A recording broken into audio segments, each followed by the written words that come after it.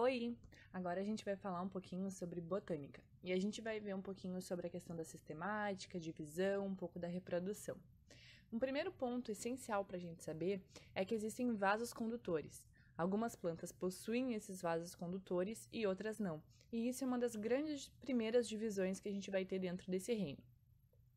Então, nós temos as plantas avasculares, que são justamente as que não possuem esses tecidos, esses vasos condutores, e a gente possui as plantas vasculares, que são as que possuem. Então, a gente tem dois vasos, que é o xilema, que vai levar, né, o xilema vai subir, então a gente pode usar, né, o chobe como um macetezinho para lembrar. Então, ele vai subir e vai levar toda a seiva bruta, ou seja, água e sais minerais. E o floema, ele já vai transportar no inverso, ele vai descer toda a água, os sais minerais e os compostos orgânicos, né, que foram produzidos através da fotossíntese nas folhas, e ele vai levar essas propriedades todas, essas substâncias, até as raízes. Dentro dos ciclos reprodutivos, nós temos três tipos. Então, a gente vai começar com o mais simples, que se chama haplobionte, né, em que o indivíduo adulto, ele é um indivíduo haploide, e ele, por sua vez, vai produzir um gameta também haploide. Então, ele vai necessitar de um outro gameta externo, que vão fecundar e vão formar um zigoto, né, o embrião, no caso, que é diploide.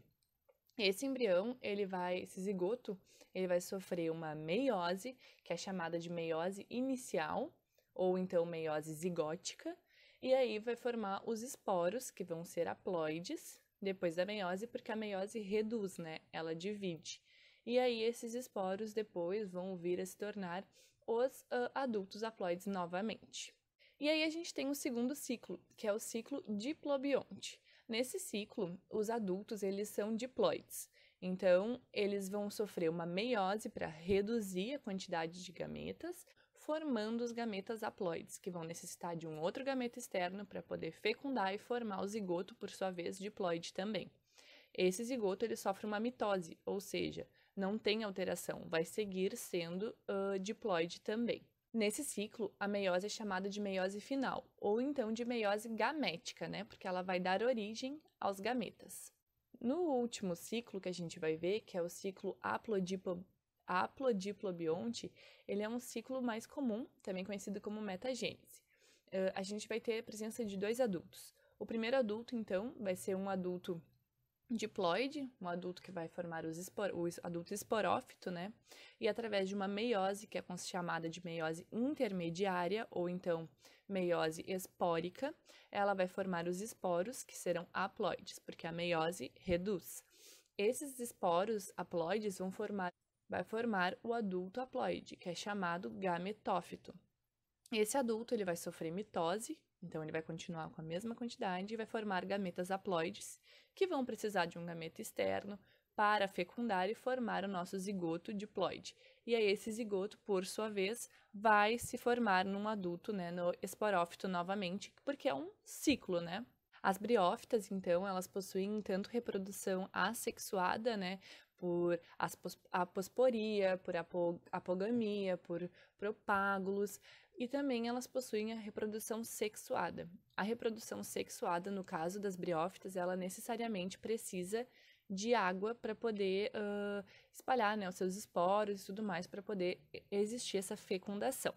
As pteridófitas também precisam da água para reprodução, embora não precisam para viver, né, daquela umidade igual às briófitas, mas ela também necessita dessa água para poder ter a reprodução sexuada. As fanerógamas, que é o grupo das gimnospermas e das angiospermas, elas possuem também reprodução assexuada ou sexuada.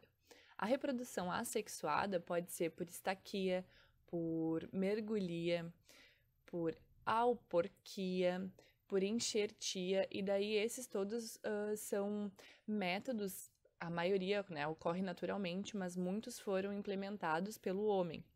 E a reprodução sexuada varia.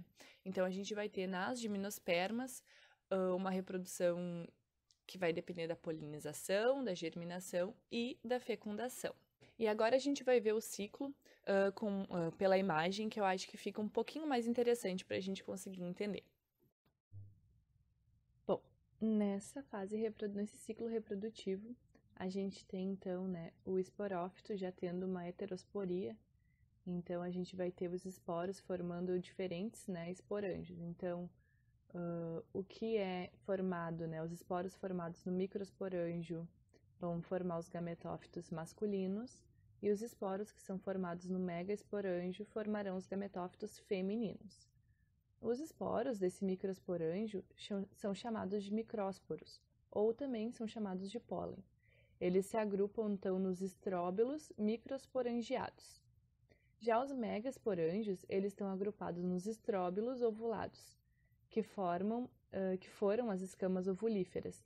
E aí a gente tem 4 esporos, só que só 3 desses 4 esporos degeneram e um vai se tornar de fato um megásporo funcional. Esse megásporo ele vai sofrer divisões mitóticas, né? Ou seja, ele vai se manter se ele era haploide, ele vai se manter haploide e vai gerar um gametófito feminino. Esse gametófito ele vai ter 2 arquegônios, gametângios, e cada um deles vai ter a sua própria oosfera. O pólen, então, ele vai sofrer uma divisão mitótica também dentro do microsporângio, e quando ele for liberado através do vento, então através da anemófilo, a parte da dispersão, ele já vai ter as células que representam o gametófito masculino. E aí, esse grão de pólen, ele vai cair nessa escama ovulífera da parte feminina da planta, que vai germinar e vai formar o tubo polínico. Esse tubo vai conduzir o gameta masculino para dentro do óvulo, que é onde vai ter de fato a fecundação da oosfera. Depois da fecundação dessas oosferas, os zigotos são formados e aí o óvulo vai se desenvolver até formar a semente.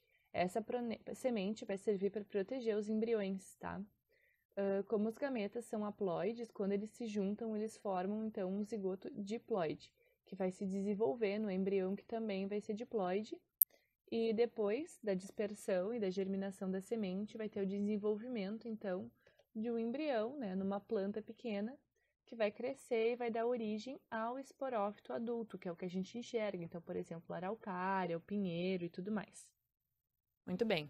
Nas angiospermas, a gente já encontra a presença de flores e frutos, as flores bem aparentes, né, como um sistema de reprodução, e os frutos também já começam a aparecer, né.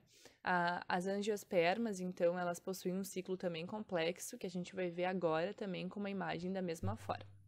No caso aqui, então, né, do ciclo reprodutivo das angiospermas, a gente já vê as flores como uma fase principal, né, dentro da reprodução. E aí a gente também vai ter 2 tipos de esporos, sendo os que são formados no microsporângio, né, que vai ser o gametófito masculino, então tudo que é micro vai ser masculino, e os que são formados, né, no megasporângio, que vão ser os gametófitos, então, femininos. Os esporos do microsporângio são os micrósporos e são chamados de pólen, e eles ficam localizados nas anteras das flores. Já que a antera é aquela partezinha do meio ali da flor, né, que nesse desenho tá essa partezinha alaranjada. Já os megasporângios, eles correspondem ao óvulo, que fica dentro do ovário da flor. 4 esporos, dentre, né, os 4 esporos do megasporângio, 3 acabam degenerando e só um vai se tornar um megásporo funcional, que vai vir a sofrer divisões mitóticas e que vão gerar um gametófito feminino. Esse gametófito feminino ele vai ter 7 células e também é chamado de saco embrionário. O pólen, então, que é o gametófito masculino, que é o micrósporo masculino, ele vai sofrer uma divisão mitótica dentro do microsporângio, né, lá na antera, e aí quando ele for liberado pelo vento, ele já vai também ter as células que vão representar o gametófito masculino. Quando o pólen cai no estigma de uma flor, vai germinar e vai formar o tubo polínico. O tubo polínico que vai percorrer do estilete até o ovário, em que 2 células espermáticas vão penetrar no óvulo. E aí, dentro do óvulo, uma dessas células vai fecundar a oosfera e vai resultar, então, em um zigoto diploide. A outra célula espermática vai se unir à célula central do óvulo, que possui 2 núcleos e vai resultar então no endosperma, que vai ser uma estrutura triploide. O óvulo vai se desenvolver, vai proteger o zigoto vai sofrer mitose para formar o embrião. E o endosperma, que é aquele tecido triploide, vai vir a ser um tecido que vai servir para a nutrição do embrião. A semente, então, vai corresponder ao óvulo depois do processo de fecundação e depois da dispersão e da germinação dessas sementes, vai ter a formação do embrião e aí o desenvolvimento em uma planta que depois de crescer vai dar origem ao esporófito adulto. E aí sim a gente vai ver as plantas, as árvores com flores, frutos, que são as nossas angiospermas.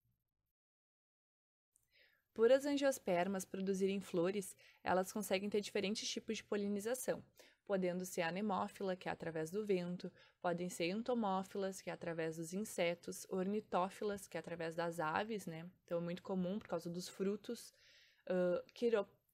Essa é bem difícil de falar. Quiropterófila, que é através dos morcegos, que são os quirópteros, né? Hidrófila, que é através da água, ou então antropófila, que é através do homem.